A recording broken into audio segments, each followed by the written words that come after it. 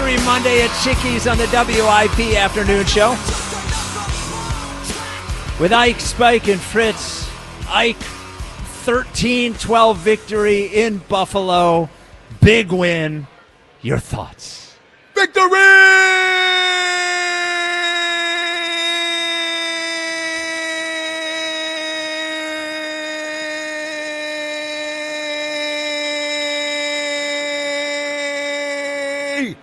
Woo! There we go. There it is.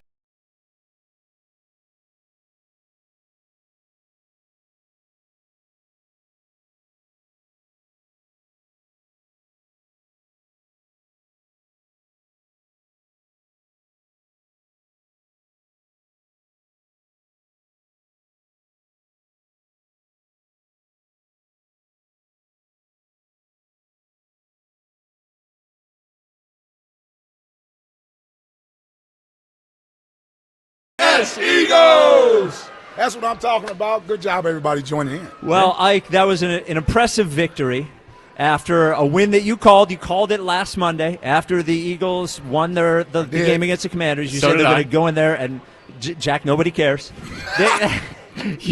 You said they'd go in and beat the Buffalo Bills, and they did. 13-12. It was as ugly as it could have been, but they won the game. Yeah, I got to admit, I didn't expect it to look that way. In victory, but you know what? A win is a win. We take them how they come. Let me start with the positives. There's so many positives, especially on the defensive side of the ball. Welcome back, Jalen Carter. My God, he's a monster when he's out there. That was a different Jalen Carter. Oh, man, that was looked like his shoulders felt better. Yes. He was out there bench pressing everybody, slapping people upside the head. That's the Jalen Carter we need going into the postseason. Coop, man, what more can I say about Coop? Everywhere on the football field. Jahad Campbell plays yesterday. I thought Quinyon had a good game, got robbed on one play. That should have been an incomplete pass. But just a defense, Vic Fangio, and doing what they did for 43 minutes of that game yesterday against Josh Allen in their building, they should be commended. That's one of those wins where you stick the feather in the cap and you say, you know what? This is what a championship defense looks like. Just across the board, all three levels. Jalix Hunt, how can I forget about my man 5'8"?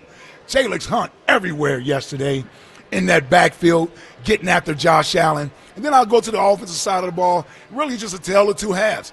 First half, I thought they went up and down the field, ran the ball well at times. Jalen made plays on third down, big throws to AJ to pick up first downs, nice throws to Smitty, got the touchdown to Dallas Goedert.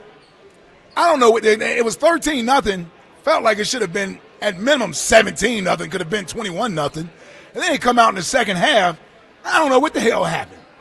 I don't know what the hell happened in the second half of that game yesterday.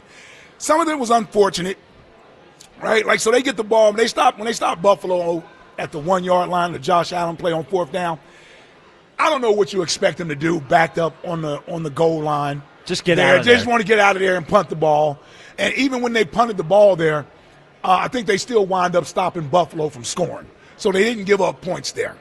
But there's no way to escape the frustration that we've dealt with at times this year about the Jekyll and Hyde sort of personality of this offense. One half they look good, the other half they don't. You know, fortunately, we were able to win this game. It's a good win. I think it's something you can build off of going into next week's game where you still got the number 2 seed available to you. And I really do, man. And it's just not hyperbole. I look at that as one of their more impressive wins of the season. I know the numbers won't say it, but going up there to Buffalo on the road, Buffalo, we forget, they still have a chance or had a chance to win the AFC East and host a home playoff game. So it wasn't as if Buffalo didn't have anything to play for. And to do what they did on the road going up there, man, impressive win. Good job. Whew, I feel good. Listen, we're going to smack the Commanders Sunday. Let's get ready for big boy football in 2 weeks. Let's get ready for big boy football in 2 weeks. 215-592-9494. I thought it was an impressive win. I've been impressed with the Eagles' resolve over the last few weeks. There's a few things I'm definitely impressed by. I'm impressed by the resolve, not letting the season Like, this season definitely turned around. I don't know where it ends up, but it definitely turned around. It looked like it was heading in one place. It didn't head in one place. They beat the Raiders, they beat the Commanders, and then they go into Buffalo and they beat the Bills. I'm impressed by the resolve. I'm impressed by I don't know how you can't be impressed by the defense. I thought, numbers aside, like the way they hit yesterday, the way they tackled yesterday, the way they got after Josh Allen yesterday, I thought it was probably their best defensive performance, just considering the opponent of the year. And I'm impressed by their ability to figure out a way to win games when things aren't going exactly right, and they didn't in the second half. I cannot get the second half. When I'm thinking big picture, you talk about big boy football and the playoffs. Yeah, I just can't get the second half out of my head, and not because it's because it's happened before. But, like, how can they have two halves when they haven't completed a pass? And I don't know that it's not to put it on Jalen. I don't know, and we'll get to something that Nick Sirianni said after the game that was a little weird about his role or what it is or what it isn't. I look at that second half and I think of halves of football that I've seen from the offense like that, and I say to myself, when it's big boy football time in what is turning out to be sort of a loaded NFC, how does that not catch up with them? And it's not just not being able to complete a pass. Also, where does the running game go? In the second half, I think of their 9 or 10 rushes, I think 8 of them were for no yards. No yards, yeah. And it felt like it. Yeah, it felt like it. Every possession was a 3 and out. They have 17, and I can't, when I'm thinking about their ability to win the Super Bowl, because it's the end of the year, I just look, maybe the defense goes berserk in the playoffs, and that's what we have to hope happen. I look at the teams they're going to have to play, and the way the Rams are scoring, the way that the 49ers are scoring. I just don't know how they're going to get out of the NFC without the way that their offense looks sometimes catching up to them. And that's what it was a really impressive win, and I thought the defense was awesome. It's just, we're in week 18 going into 18 now. And they haven't solved any of this. We've seen moments where they have, and dude, if the first half didn't look the way that it did, I don't know if I would have felt that way about the second half. The first half, I'm watching it, I'm going, maybe they figured it out. Yeah, we're cooking. They figured it out. Like, Jalen figured it out. The running game figured it out. Saquon had some nice runs. Saquon had nice runs. They figured it out. And then we get to the second half, and it's, how do you have against a defense that everybody has run on all year long? Yeah. And I just, like, again, impressed by the resolve, impressed by the defense. Can't get the offense out of my head. Yeah, listen, and I understand that, and I understand people focusing in on that. I totally understand that. I've just accepted it. Yeah. I've accepted this is who they are. Now, it doesn't mean they're just going to score 13 points, but the offense going through these lapses throughout a game, I've accepted that. It's happened pretty much, with the exception of maybe one game. Yeah. The Giants game at home is the only time they didn't have these sort of lapses in a game, and they usually pull away late in games because they have so much experience in winning these games. It's rare that it comes down to our defense. That's why I got a little nervous at the end there. Yeah, at the end, because we usually pick up that key first down and then run the clock out, and then we win 13-6.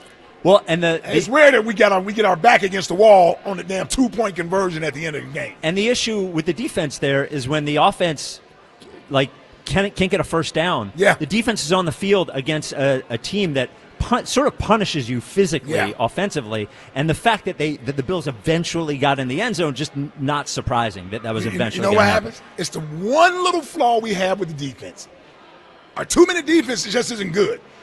Yes. It wasn't last year. I mean, we kept them out of the end zone on a 2-point conversion, but the last 5 minutes of the game, they went down the field twice with no problem. Yeah. Yes. And that's got to be play calling, not being critical of Coach Fangio, because we wouldn't be where we are without the defense. I'm just saying that's the one part of our defense for the last 2 years where I get nervous when it's going up against a hurry-up offense in the 2-minute drill. 215-592-9494. One other thing that has me, like, just especially for a team that plays close games, has me a little worried for the playoffs is special teams. They've made some big plays, for sure. They make some bonehead ones, but too. Just bonehead plays. So we have a penalty on the opening kickoff.